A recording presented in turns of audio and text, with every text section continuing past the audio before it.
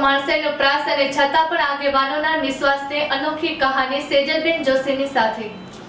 रापर इशार संस्थाना सर्वे सर्वा सेजलबेन जोशी एटली मैं अकेला ही चला था जानिबे मंजिल मगर लोग साथ आते गए और कारवा बनता गया। શું હતો એ પ્રશ્ન જેમાં 450 કિમીની યાત્રા, હજારો માણસોની મુલાકાત અને સજ્જન માણસોની સાથે સંતોના આશીર્વાદ, એક વિશેષ અહેસાસ, એક માણસાઈનો પ્રાસ અને છતાં પણ આગેવાનોના નિશ્વાસની અનોખી કહાની સેજલબેન જોશીની સાથે। Report by Ghanshyam Barot, Kutch Care TV News, Rapar.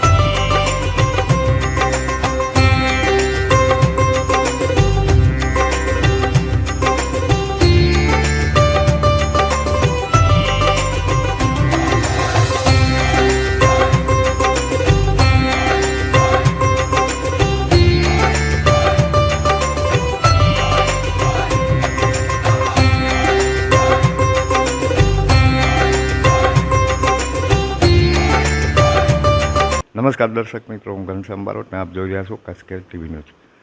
खास तो गत फेब्रुआरी 1 तारीख थी 7 तारीख सुधी में लगभग 450 किलोमीटर प्रवास बेन बराबर है।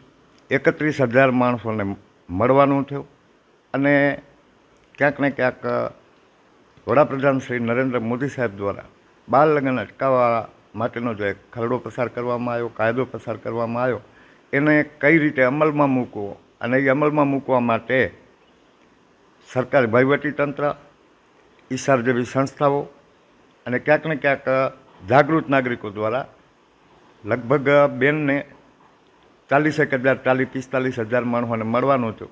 એમણે ખૂબ બધી વાત કરી કે બેન તમારી વાત સાથે અમે સહમત છીએ અને આ સહમતિ પછી પણ મેઇન મુદ્દો એ છે કે બેને જ્યારે આ યાત્રા કાઢી, બાળ વિકાસ યાત્રા જ્યારે કાઢી ત્યારે કોઈ લગ્નગાળો નહોતો કે કોઈ એવી સિઝન નહોતી, પણ હવે જ્યારે વૈશાખ મહિનામાં લગ્નગાળો છે, આ લગ્નોની સિઝન છે, ત્યારે એનું પરિણામ ક્યાં અને કેટલે પહોંચ્યું એ વિશે આપણે વાત કરશું સેજલબેન જોશીથી। શું કહેશો બેન?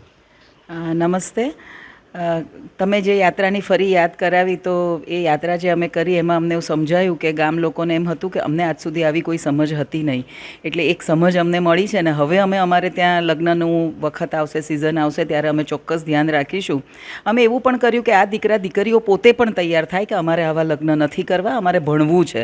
અમે બાળ લગ્નના રિવાજ સાથે શિક્ષણના વિકાસની વાત કરવા માંગીએ છીએ કે બાળ વિકાસ થવો જોઈએ અને એમાં બાળ લગ્ન એક અડચણરૂપ છે કે એમાં એના બધા જ અધિકારો નાબૂદ થાય છે। એટલે અમે વાત રાખી કે બાળકને શિક્ષણ મળવું જોઈએ અને કેટલાય દીકરા દીકરીઓએ એ વખતે પોતાના પિતાને કાળો દોરો બાંધીને રક્ષા કવચ અને વચન માંગ્યું કે અમે અમારા બાળકોને ભણવા દઈશું અને અમે ક્યારેય બાળ લગ્ન જેવી વહેલા લગ્ન કરાવવાની વાત નહીં કરીએ। આ 45 ગામોના સરપંચ અને બાળ સુરક્ષા સમિતિના સભ્યોએ જાહેરમાં પ્રતિજ્ઞા લીધી છે અને બધા જ ફોર્મ ઉપર સહી કરી છે, સંકલ્પ પત્ર પર સહી કરી છે કે અમે અમારા ગામમાં આ નહીં થવા દઈએ। હવે જે બાળ લગ્નના કાયદાની આપ વાત કરો છો, તો માનનીય પ્રધાનમંત્રી શ્રી નરેન્દ્રભાઈ મોદીએ બાળ લગ્ન મુક્ત ભારત એવું એક અભિયાન છેલ્લા 2 વર્ષથી ચલાવ્યું છે અને અમે 2023થી એવા કાર્યક્રમો કર્યા કરીએ છીએ એની સાથે જોડાવા માટે। અને અમારે એવું પણ કહેવું છે કે જ્યારે આખા ભારતમાં આ અભિયાન ચાલી રહ્યું હોય તો આપણું વાગડ પણ આમાં પાછળ ના રહેવું જોઈએ।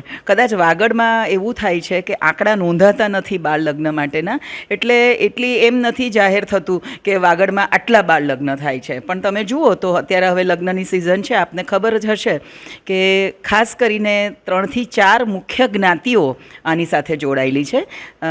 કોળી કમ્યુનિટીના લોકો, દલિત, મુસ્લિમ અને આહિર, આ 4 જ્ઞાતિઓ મુખ્ય છે કે જે આવા લગ્નો સાથે જોડાય છે. અને બાળ લગ્નની સાથે સાટા પેટા પણ હોય છે. એટલે સાટામાં એક કપલ હોય એ મોટી ઉંમરના હોય અને બીજા નાની ઉંમરના હોય, પણ લગ્ન સાથે કરવા પડે એટલે એ સાટામાં પણ આવા બાળ લગ્નો જોવા મળે છે. આહિરની જો હું વાત કરું સૌ પ્રથમ તો એમની સાથે અમે સંવાદ ફેબ્રુઆરી મહિનાથી જે યાત્રા કરી એમાં ખૂબ સારો સહકાર એ બધા જ આગેવાનોનો મળ્યો અને એમણે તૈયારી બતાવી કે બેન અત્યાર સુધી અમે એવું માનતા હતા કે અમારાથી અમે આ ન કરી શકીએ એટલે અમારે લગ્ન કરવા જ પડે, અમે આને વહેલા લગ્ન માનીને કે કોઈ કાયદાને ન અમે કરીએ. પણ ધીમે ધીમે સંવાદ થતાં, ગંભીરતા સમજાતા એ આગેવાનોએ તૈયારી બતાવી કે ના, ચોક્કસ અમે અમારા સમાજમાં વાત કરીશું. અને આ વખતે અંધારી તેરસે જ્યારે હવે આહિર કમ્યુનિટીના બાળ લગ્ન થવાના છે, હું ગઈકાલે જ 2 ગામોમાં જઈ આવી અને 3 થી 4 કુટુંબોને મળીને અમે એ લગ્ન એમણે તૈયારી બતાવી છે કે અમે પાછા ઠેલવીએ. એક ચોક્કસ એક પ્રકારની સહમતિ એમણે એવી પણ આપી છે કે અમારા ગામ પ્રમાણે લગ્ન હોય, અમારે એક જ ગામમાં લગ્ન હોય, દીકરો ને દીકરી એક જ ગામના હોય. તો 2 ગામોએ એવી સહમતિ આપી છે કે બેન અમે આ અંધારી તેરસ જાય અથવા તો એ વખતે અમે ગામના બધા જ લોકો ભેગા મળીને એક ઠરાવ પસાર કરશું કે આવતા વર્ષે અમારા સમાજમાં એક પણ આ વહેલી ઉંમરના લગ્ન નહીં થાય. આજે હજી પણ એટલી બધી સમજ કે એટલી બધી માહિતી પહોંચી નથી, એટલે ક્યાંક આ બધું તૈયારી થઈ છે, પણ આવતી સાલ અમે ખાતરી આપીએ છીએ કે આ લગ્ન નહીં થાય. અને મારો ઈરાદો પણ આ જ હતો કે બાળ લગ્નના કાયદાની સમજણ તો પડે જ, પણ સાથે સાથે બાળકોના વિકાસની વાતને ધ્યાનમાં રાખીને કે વહેલી ઉંમરે લગ્ન કરવાથી શું નુકસાન થઈ રહ્યા છે એ વાતને સમજીને સમાજના આગેવાનો પોતે જ નક્કી કરે કે અમારે હવે આ રિવાજને અમારા સમાજમાં લાગુ નથી થવા દેવો. અને મને લાગે એકવાર આગેવાનો નક્કી કરશે પછી એવું કોઈ એકલ દોકલ કુટુંબ પણ હિંમત નહીં કરે કે અમારે લગ્ન કરવા છે. તો આ આહિરની વાત થઈ અને ખૂબ હકારાત્મક સંવાદ એમની સાથે રહ્યો છે. અને ભુજના બીજા બધા, કચ્છના બીજા બધા વિસ્તારોમાં કદાચ આ હજુ પ્રવર્તમાન છે, પણ મને વાગડના આગેવાનો માટે હું ખાસ કહી શકું કે એ જે ખાતરી આપી છે તો કદાચ અમે વાગડને, આહિર કમ્યુનિટી માટે એવું કહી શકશું કે વાગડ હવે બાળ લગ્ન મુક્ત છે. એવી હું ચોક્કસ આવતા સમયમાં એવી અપેક્ષા રાખું છું. હવે વાત રહી દલિત કમ્યુનિટી, મુસ્લિમ અને કોળી કમ્યુનિટી. તો તમે જુઓ તો અત્યારે ઠેર ઠેર એટલે લગભગ 50 વાંઢમાં અત્યારે આ નાની ઉંમરના લગ્ન થઈ રહ્યા છે. અમે ખૂબ કોશિશ કરીએ છીએ કે અમને માહિતી મળતી જાય અને અમે એમને સમજાવટ કરવાની કોશિશ કરીએ. શિક્ષણમાં પણ પાછળ છે, આરોગ્યમાં પણ જુઓ, આર્થિક રીતે પણ, અને પોતે પણ સ્વીકારે છે કે અમે નબળા વર્ગના લોકો છે, અમને કાંઈ ખબર નથી, અમારા સુધી માહિતી પહોંચી નથી.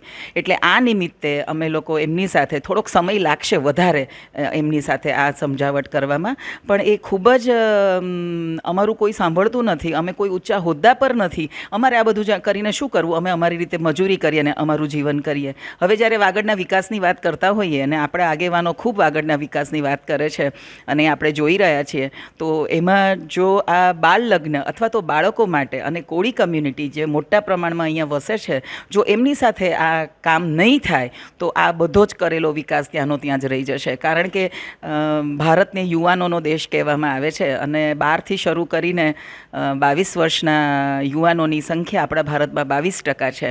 અને એટલે જ આપણે એમ કહીએ છીએ કે ભારતને નંબર 1 બનાવવા આપણે જઈ રહ્યા છે. પણ ત્યાં વળી પાછું આ જ ઉંમરના, આ કિશોરાવસ્થાના, યુવાવસ્થાના બાળકો સાથે જો સામાજિક રીતે આ બદલાવ નહીં આવે તો એમનું ભવિષ્ય પણ આ અંધકારમય છે. હું એવા કેટલાય દીકરીઓને અને દીકરાઓને હમણાં છેલ્લા અઠવાડિયાથી મળું છું અને હું જોઉં છું કે એવી ભયભીત આંખે જોયા કરે છે અમારી સાથે. એમને સમજાતું જ નથી કે આ લગ્નની શું વાત ચાલી રહી છે. એક તો લગ્ન માટે નથી સમજતી રહ્યા અને લગ્ન પછી શું કરવાનું છે એની કોઈ સમજ નથી.